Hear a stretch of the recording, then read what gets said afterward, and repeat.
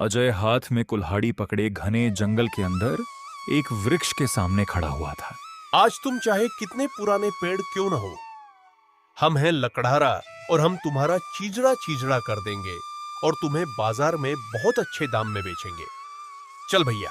इतना बोलकर अजय कुल्हाड़ी चलाने ही वाला था कि तभी वहां पर दूसरा लकड़हारा आ गया जो अजय का मजाक उड़ाने लगा। अरे भैया, रुको रुको रुको। अरे तुमसे कितनी बार कहा है अजय, लकड़हारे का धंधा छोड़कर कोई दूसरा धंधा पकड़ लो। क्या बकवास कर रहे हो तुम? पगला बगला गए हो क्या? अरे सही तो कह रहा हूं। तू अपनी लकड़ियां लेकर जब भी बाजार में जाता है, कोई ग्राहक तेरी लकड़ियां नहीं खरीदता। थक हार कर तू अपनी लकड़ियां गांव में ही आधे पौनों दाम में बेच देता है और गांव वाले भी तरस खाकर तेरी लकड़ियां खरीदते हैं कि कहीं तू भूखा न रह जाए। और तू जितनी लकड़ियां काटता है ना, आधी ही बाजार में ले जा पाता है। कोई न कोई मुसीबत तुझ पर आ ही जाती है। अब जो भी हो, लेकिन हमें विश्वास है कि एक न एक दिन हमारी तकदीर के सितारे जरूर पलटेंगे। अरे कुछ लोगों की तकदीर कभी नहीं बदलती अजय, उनके सितारे गर्दिश में ही रहते हैं। तू गरीब था और गरीब ही रहेगा। इतना कहकर सुदेश अजय का मजाक उड़ाता हुआ वहां से चला गया। अजय लकड़ियां काटने में लग गया। कुछ देर बाद वो लकड़ियों का गट्ठर बनाकर गांव की दिशा की ओर मुड़ा ही था कि तभी आसमान में काले बादल छा गए और हल्की फुल्की बूंदाबांदी शुरू हो गई। ओहो, क्या तुझे भी अभी बरसना था? लकड़ियां गीली हो जाएंगी और गीली लकड़ियां बाजार में कोई नहीं खरीदता। क्यों बरस रहे हो बादल देवता? तभी भयंकर वर्षा होने लगी।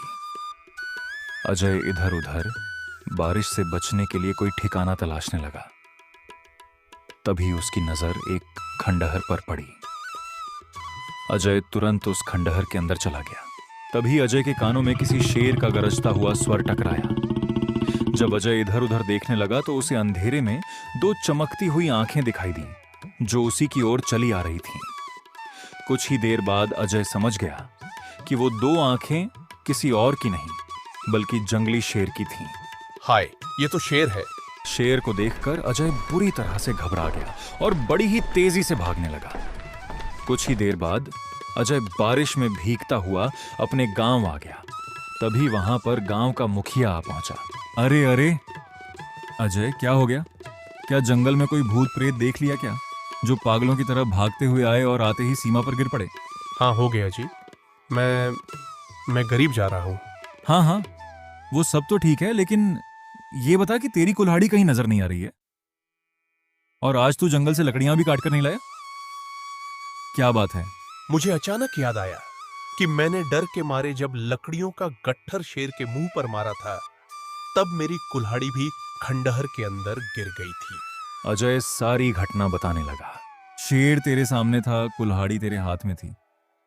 काट डालता शेर को, साले को चीर फाड़ डालता, इसी बहाने तेरी बहादुरी के चर्चे हो जाते और क्या पता इसी वजह से तेरी लकड़ियां भी बिकने लगती और तू प्रसिद्ध लकड़हारा बन जाता। लेकिन मैं तो डर गया था। कुछ देर बाद अजय अपने घर आ गया और अपने आप से बोला, कितनी बदकिस्मती है मेरी। आज तो लकड़ियां भी नहीं बिकी और कुल्हाड़ी भी खो गई। अब क्या होगा? इतना बोलकर अजय जैसे ही घर से बाहर निकला तभी उसकी प्रेमिका प्रिया वहां आ गई और गुस्से से अजय से बोली, लगता है मेरा तुमसे शादी करने का सपना अधूरा रह जाएगा। अरे हो गया प्रिया, तुम इतनी गुस्से में क्यों हो? कल लड़के वाले देखने के लिए आए थे और मुझे पसंद करके चले गए हैं। आखिर तुम मेरे पिता से हमारी शादी की बात कब करोगे? अरे तुम तो ऐसे बोल रही हो जैसे तुम्हारे पिता कोई गैर गुजरे लकड़हारे हो। अरे तुम्हारे पिता गांव के जमींदार हैं, जमींदार। अगर उन्हें मेरे और तुम्हारे प्रेम की बात पता लग गई ना, तो वो हमारी जान ले लेंगे। बात करती हो? ये तो तुम्हें मुझसे प्रेम करने से पहले सोचना चाहिए था। कान खोल कर सुन लो, मैं शादी करूंगी तो तुमसे ही करूंगी, नहीं तो मैं अपनी जान दे दूंगी। इतना कहकर प्रिया वहां से चली गई। अजय गहरी सोच में डूब गया और अपने आप से बोला, प्रिया जो बोलती है वो करके भी दिखाती। कहीं ऐसा ना हो कि प्रिया वास्तव में अपनी जान दे दे, और अगर ऐसा हुआ तो वाकई हम अपने आप को कभी माफ न कर पाएंगे। कुछ देर अजय गहरी सोच में डूबा रहा, फिर अपने आप से बोला, हाँ चलो, अब जो भी होगा एक न एक दिन तो जमींदार को पता चलेगा ही कि उसकी पुत्री हमसे प्रेम करती है। चलो, फिर आज मुझ में और जमींदार में आर पार होकर ही रहेगा। अजय जमींदार की हवेली में पहुंचा। जमींदार ने उसे देखकर चौंक कर कहा, अरे ओ फूटी तकदीर वाले, तेरा यहाँ क्या काम? अरे तुझे तो इस समय जंगल में होना चाहिए। तू लकड़हारा है, मेरी हवेली में क्या करने आ गया? साहब, मैं प्रिया के बारे में बात करने आया हूँ। तुम तो सोच रहे होगे कि मैं पागल गया हूं। अरे मैं पागल नहीं हूं। मुझे हंसी इस बात पर आ रही है कि मुझे अब तक पता ही नहीं था कि मेरी बेटी का मानसिक संतुलन इतना खराब है। अगर मुझे पता होता तो मैं बचपन से ही अपनी बेटी प्रिया का इलाज किसी बहुत अच्छे चिकित्सक से करवाता। वो अब तक तो ठीक हो गई होती। पिताजी, ये क्या कह रहे हैं आप? मैं अजय से प्रेम करती हूँ और आप मुझे पागल बता रहे हैं। अरे तो बेवकूफ लड़की, तुझे प्रेम करने के लिए कोई और नहीं मिला क्या? अरे अगर प्रेम करना ही था तो किसी राजकुमार से करती, किसी राजा से करती, या फिर किसी अपनी ही हैसियत के किसी जमींदार के बेटे से करती ना। अरे अगर कोई नहीं मिलता तो हमारे गांव के मुखिया के बेटे रतन से ही प्रेम कर लेती, जिसके पास 200 बीघा जमीन है। और तुझे प्रेम करने के लिए मिला तो ये तकदीर का मारा, किस्मत का खोटा सिक्का लकड़हारा, जिससे जंगल में लकड़ियां भी नहीं कटती। जो अपना पेट नहीं भर सकता, वो तेरा पेट क्या खाक भरेगा? हमने तुम्हारे पिता की बात का बुरा नहीं माना प्रिया। वैसे देखा जाए तो जो कुछ भी कह रहे हैं सच ही कह रहे हैं ना। उनका एक एक शब्द सही है। हम वाकई एक फूटी तकदीर वाले ही तो है। इतना कहकर अजय वहां से जाने लगा। तभी जमींदार के दिमाग में पता नहीं क्या आया और उसने अजय को रोकते हुए कहा, रुक अजय, जाते जाते एक और बात सुनते जा। देख, मैं अपनी पुत्री प्रिया से बहुत प्रेम करता हूं, इसलिए मैं उसकी पसंद का सम्मान करूंगा। लेकिन तुम ही बताओ, तुम्हारे पास न धन है न दौलत, और ऊपर से तुम तो फूटी तकदीर वाले भी हो। मैं तुम्हें अपनी बेटी कैसे दे दूं? बताओ। चलो ठीक है, इतना उदास मत हो। मैं तुम्हें 1 महीने की मोहलत देता हूं। अगर तुम 1 महीने के अंदर मुझसे ज्यादा दौलतमंद बनकर दिखाओ तो मैं खुशी खुशी अपनी पुत्री का विवाह तुमसे कर दूंगा। जमींदार की बात सुनकर अजय हवेली से बाहर निकला। पिताजी, 1 महीने के अंदर अजय आपसे ज्यादा धनवान कैसे बन पाएगा? देखो प्रिया, सीधी बात है कि होना तो ये चाहिए था कि जब मुझे पता लगा कि तू अजय से प्रेम करती है तो मैं अजय के हाथ पांव तोड़ देता। लेकिन फिर भी मैंने तेरे प्रेम का सम्मान किया। मैं तुम्हारा विवाह अजय से करने के लिए अभी भी तैयार हूं। तो अब अजय भी अपने आप को तैयार करे। अगर वो तुमसे वाकई सच्चा प्रेम करता है तो तुम्हारे लिए इतना तो कर ही सकता है ना। इतना कहकर जमींदार अपनी हवेली से बाहर बगीचे में पहुंच गया। तभी वहां पर जमींदार की पत्नी आई और जमींदार से बोली, क्या कह रहे हैं आप? आपको तो लकड़हारे के हाथ पांव तोड़ देने चाहिए थे। आपने तो उसे 1 महीने की मोहलत दे दी। अरे तुम मुझे मूर्ख मत समझो। तुमने प्रिया की आंखों में झांक कर नहीं देखा, परंतु मैंने देखा है उसके मन में अजय के लिए सच्चा प्रेम था। अगर मैं अजय को कुछ भी कहता तो तकलीफ अजय को नहीं, हमारी बेटी को होती।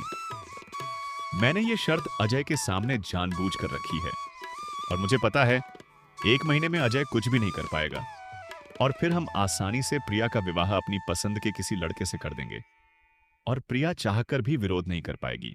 इधर अजय जमींदार की हवेली से निकलकर घने जंगल की ओर बढ़ गया।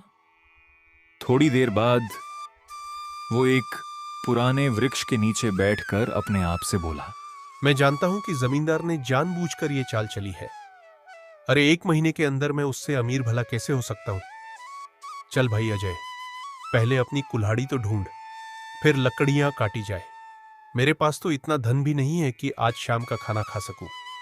और ये कहते हैं जमींदार साहब कि हमसे ज्यादा अमीर बन जाओ, वो भी 1 महीने में।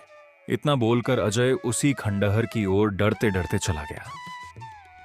खंडहर के बाहर खड़ा होकर अजय ने अपने आप से कहा, अरे पहले देख तो लूं, कहीं ऐसा ना हो कि फिर से वही कल वाला शेर यहां खड़ा हो।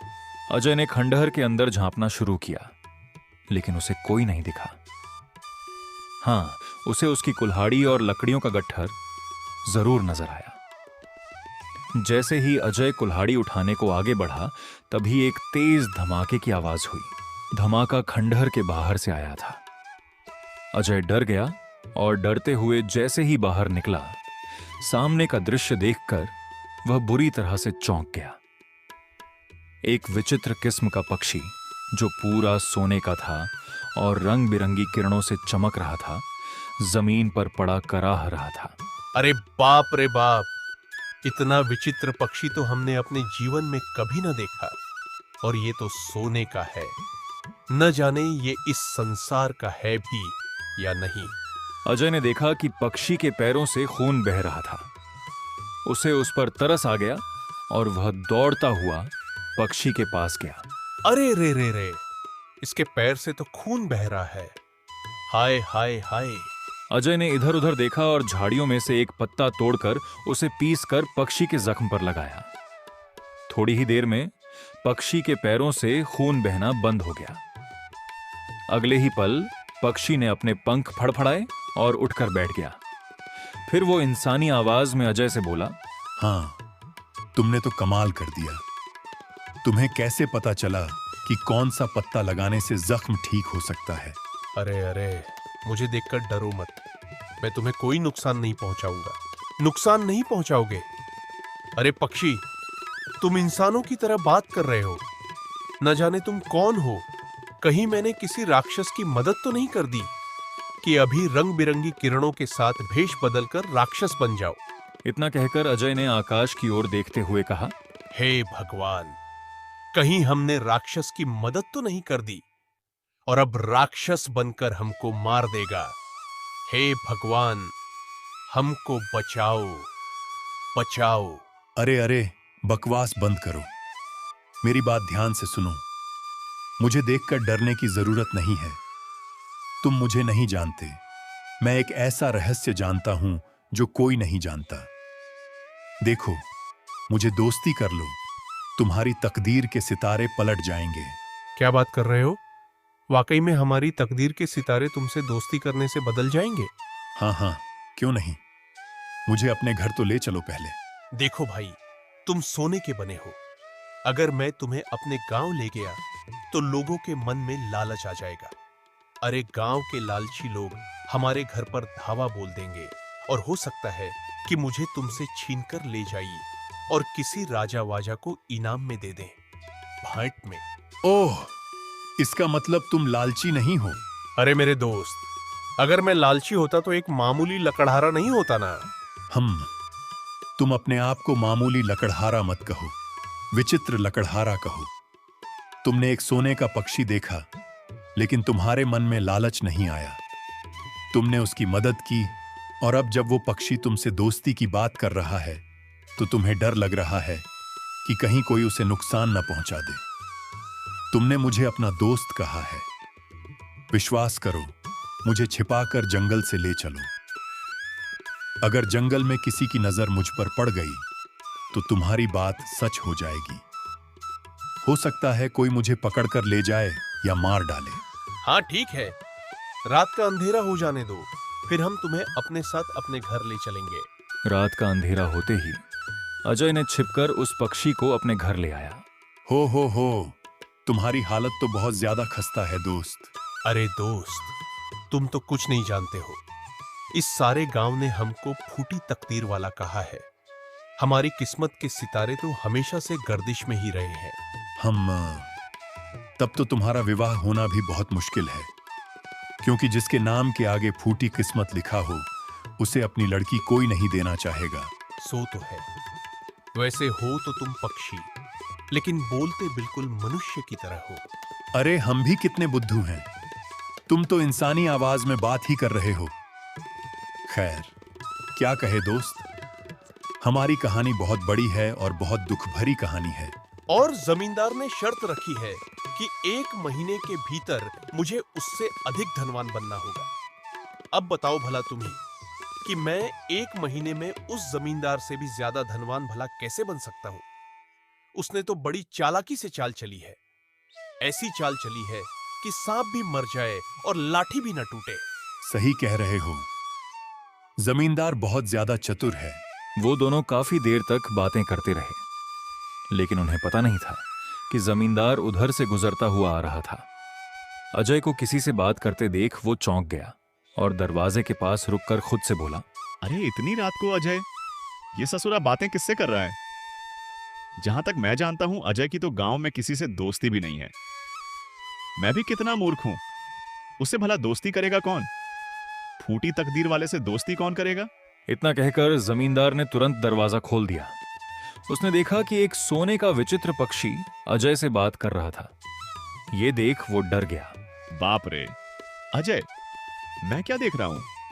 एक विचित्र पक्षी जो सोने का है और तुमसे इंसानी आवाज में बातें कर रहा है। बाहर निकालो इसको। जमींदार जी, इस बारे में किसी को मत बताना। देखो, ये हमारा मित्र है और ये किसी को नुकसान नहीं पहुंचाएगा। और हाँ, ये कोई राक्षस वाक्षस नहीं है। यही हमारी तकदीर बदलने वाला है। ओह, समझा। तो तूने जल्दी अमीर बनने के लिए किसी काली शक्ति का सहारा लिया है।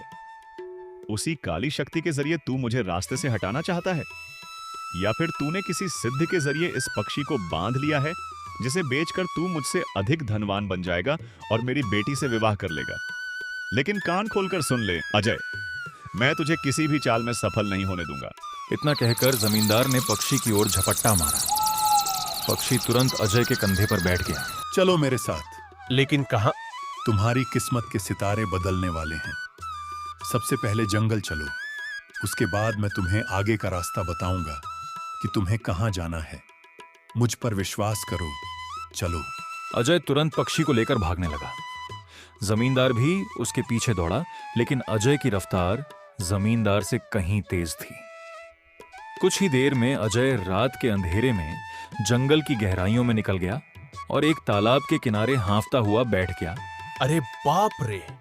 जब शेर हमारे सामने आया था तो केवल मेरी जान को खतरा था, लेकिन आज जमींदार जिस क्रोध में तुम पर झपट्टा मारा, मुझे तो लगा कहीं वो तुम्हारी गर्दन ही न मरोड़ दे।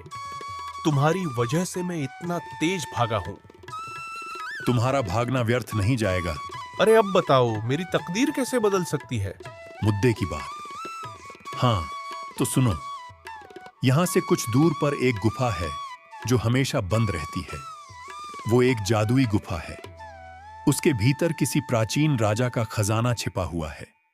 मैं उस गुफा का पता जानता हूं। क्या बात कर रहे हो? लेकिन तुम्हें कैसे पता? अरे तुम्हें इससे क्या मतलब कि मुझे कैसे पता? मैं तुम्हें गुफा तक ले जा सकता हूं। पक्षी की बात सुनकर अजय गहरी सोच में डूब गया। कुछ देर बाद वो उसकी ओर देखकर बोला, लेकिन तुम खुद कौन हो, ये तो बताओ। बस यही तो मैं चाहकर भी तुमको बता नहीं सकता। समझ लो कि मुझ पर एक तरह का श्राप है। अगर मैं अपनी सच्चाई बताऊंगा ना, तो मैं जलकर राख हो जाऊंगा। तो ठीक है भैया, फिर रहने दो। हम अपनी आंखों के सामने अपने दोस्त को जलते हुए तो ना देख सकते हैं। हमारे लिए इतना ही काफी है कि तुम मन के अच्छे हो और किसी को नुकसान नहीं पहुंचाते। बहुत अच्छे। चलो अब बताओ। एक तरफ तुम कह रहे हो कि उस गुफा के अंदर एक बेशकीमती खजाना है, और दूसरी तरफ तुम ये भी कह रहे हो कि गुफा बंद है और जादुई भी है। तो भैया, फिर हम उस खजाने तक पहुंचे कैसे, ये भी तो बताओ। उस गुफा तक पहुंचने के लिए तुम्हें मेरे पीछे आना होगा। मैं तुम्हें वहां तक ले जाऊंगा। बस मुझ पर विश्वास रखो। इतना कहकर पक्षी उड़ने लगा और अजय उसके पीछे पीछे चलने लगा। कुछ घंटों के बाद सोने का पक्षी अजय को एक गुफा के निकट ले गया, जिसका द्वार बंद था। अजय, इस गुफा के द्वार को अपने हाथ से स्पर्श करो। जैसे ही अजय ने द्वार को छुआ, भीतर से एक गूंजती हुई आवाज आई। इस गुफा का द्वार तभी खुलेगा जब तुम मेरे 2 प्रश्नों के सही उत्तर दोगे। हाँ हाँ, हम तैयार हैं, पूछो। पहला प्रश्न, वो क्या है जो बांटने से बढ़ता है? प्रेम। दूसरा प्रश्न, वो कौन सी दौलत है जो न किसी राजा के पास होती है, न किसी लुटेरे के पास जा सकती है, फिर भी सब चाहते हैं? सच्ची मित्रता। उत्तर मिलते ही द्वार खुल गया और अजय सोने के पक्षी के साथ भीतर चला गया। वहां असंख्य अशर्फियाओं, सोने के घड़े, रत्नों से भरे मटके, हीरे जवाहरात से जड़े मुकुट और चांदी की तलवारें रखी थीं। अजय की दृष्टि एक सोने की मूर्ति पर पड़ी। ये मूर्ति किसकी है? ये भी खजाने का हिस्सा होगी।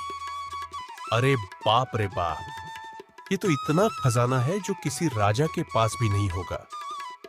हाँ मेरे दोस्त, तुमने तो सच कहा था कि मेरी तो तकदीर ही पलट गई। मैं गरीब से अमीर इंसान बन गया।